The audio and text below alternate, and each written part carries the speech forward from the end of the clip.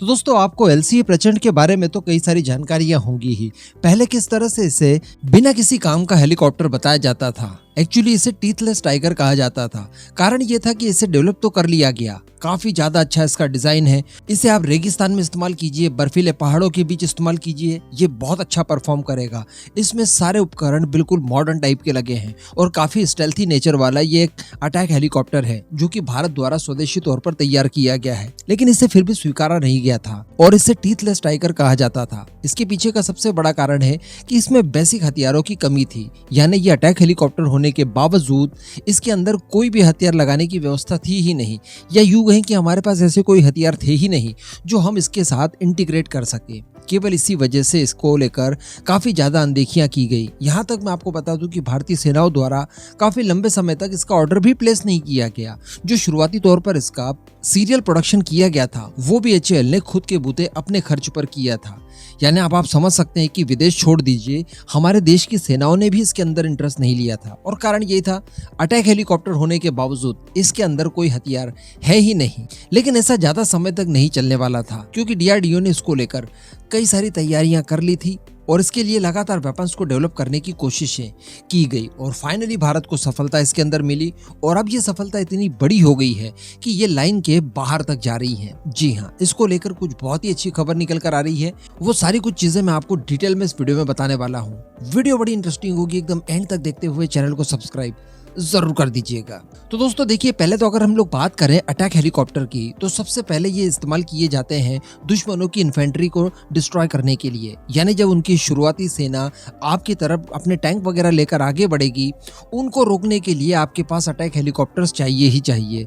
अगर पहाड़ी इलाके वगैरह हैं वहां पर तो इसका इस्तेमाल और ज्यादा बढ़ जाता है ताकि दुश्मन छुप छुपा कर कहीं आपके ऊपर अटैक करने के लिए न निकल गया हो। ऐसी परिस्थिति में एलसीएच या फिर जिसे प्रचंड नाम दे दिया गया है, ये बहुत ज्यादा उपयोगी है। काफी लाइट वेट का है, बहुत ज्यादा मैन्यूवर्स करने की कैपेबिलिटी रखता है और पहाड़ों के बीच भी ये अच्छा खासा मैन्यूवर्स परफॉर्म करके दुश्मनों को ढूंढकर बड़ी आसानी से मारकर गिरा सकता है।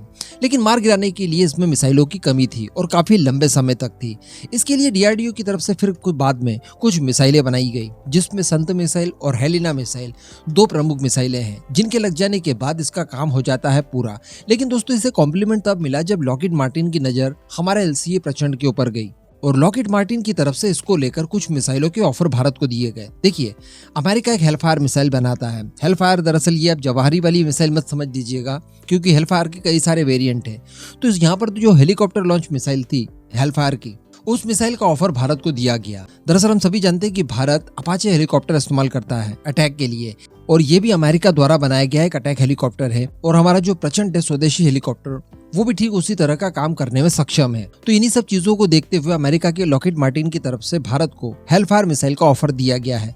अभी तक वैसे इस मिसाइल को भारत की तरफ से स्वीकारा नहीं गया है और इसको लेकर किसी तरह की कोई डील नहीं की गई है। लेकिन ये जब खबरें निकल कर आई थी तब मैंने आपको बताया था कि अगर ये मिसाइल भारत लिमिटेड नंबर में ही हमारे एलसीएच के अंदर इंटीग्रेट कर लेता है अमेरिका की लॉकहीड मार्टिन से खरीद कर, तो ये भारत को दूसरे क्षेत्रों में बहुत ज्यादा एज दे सकता है। देखिए, हेलफायर मिसाइल को ही अगर फायर करना है तो हमारे पास अपाचे ऑलरेडी है और ये चूंकि उसे कॉम्प्लीमेंट देने के लिए अपाचे हम लोग इस्तेमाल करेंगे, तो अपाचे के लिए हमारी खुद की संत और हेलिना मिसाइलें मौजूद है। हमारी जो मिसाइलें हैं उनकी खूबियां ये है कि वो लद्दाख जैसे ठंडे बर्फीले इलाकों में तो काम कर ही सकती है, साथ ही पोखरण जैसे जो रेगिस्तानी इलाके हैं वहां पर भी इन्हें इस्तेमाल कर सकते हैं आप। यानी चाइना और पाकिस्तान दोनों के खिलाफ हमारी इन मिसाइलों का इस्तेमाल किया जा सकता है। लेकिन फिर भी अगर हम लोग लिमिटेड मात्रा में लॉकहीड मार्टिन द्वारा बनाई गई हेलफायर मिसाइलों को इंटीग्रेट कर लेते हैं अपने प्रचंड में और इसके बूते उसका हम लोग एडवर्टीजमेंट करने की कोशिश करते हैं, तो ये विदेशी कस्टमर्स को काफी ज्यादा अट्रैक्ट कर सकता है। एलसीएच प्रचंड को आप देखते ही समझ जाएंगे कि ये बहुत ही ज्यादा एडवांस टाइप का एक अटैक हेलीकॉप्टर है। आप खुद देख रहे हैं स्क्रीन पर, ये बहुत ही ज्यादा लुक वाइज शानदार है, स्टेल्थी नेचर है और अब चूंकि इसमें अगर इस तरह के वर्ल्ड क्लास वेपन्स इंटीग्रेट हो जाएंगे जो कि लॉकहीड मार्टिन और डीआरडीओ द्वारा तैयार किए गए हैं, तो डेफिनेटली इसकी जो मार्केट वैल्यू है वो बहुत ज्यादा बढ़ जाएगी। अब इन्हीं सब चीजों को लेकर कुछ नई खबरें निकल कर आई है। दरअसल जो एचएएल के सीएमडी हैं आनंद कृष्णन सर, उन्होंने सीएनबीसी न्यूज 18 को एक इंटरव्यू के दौरान ये बताया कि यूएई की तरफ से भारतीय स्वदेशी हेलीकॉप्टर्स में इंटरेस्ट दिखाया गया है और बहुत ही जल्द यूएई से एक टीम भारत आने वाली है और भारत आकर हमारे हेलीकॉप्टर्स को वो निरीक्षण करने वाले हैं।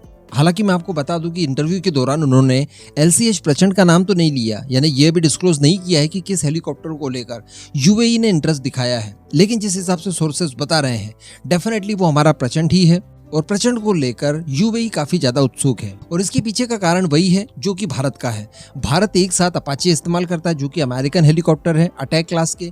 उसी को कॉम्प्लीमेंट करने के लिए हम लोग हमारे LCH को इस्तेमाल करते हैं। तो ठीक वैसा ही यूएई के साथ भी है। यूएई भी अमेरिका के अपाचे हेलीकॉप्टर्स को इस्तेमाल करता है। उसके अलावा वो प्रचंड में इंटरेस्ट रख रहा है।